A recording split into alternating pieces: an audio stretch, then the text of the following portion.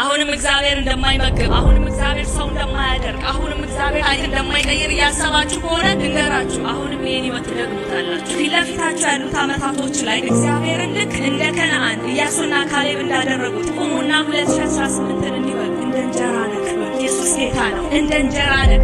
ፊት ለፊት ያለው ዓመታቶች እንደ እንጀራ ነክ። እንጀራን አይበላህም፣ እንጀራን ትበላዋለህ። ኢየሱስ ጌታ ነው። እኔ የምበላበት ዓመት ነው። እኔ ጠላቶቼን የምዋጋበት ማሸነፍበት ዓመት ነው። እንደ እንጀራ ነክ አሉ። እግዚአብሔር በጣም ሙቭድ ሆነ፣ ደስ አለው። ኢያሱና ካሌብን ማለላቸው ይላል። ኢየሱስ ጌታ ነው። የረገጡትን ሁሉ ምድር በዛ ሀገር ውስጥ አወርሳቸዋለሁ። ይገባሉ አለ። ልጆቻቸውን በሰላም ያሳድጋሉ፣ ገብተው በሰላም ይኖራሉ ብሎ እግዚአብሔር ማለላቸው ይላል። እነዛ ግን ቆሙና ፊታቸው ባለው ነገር ላይ ወይኔ አንበጣለን አሉ።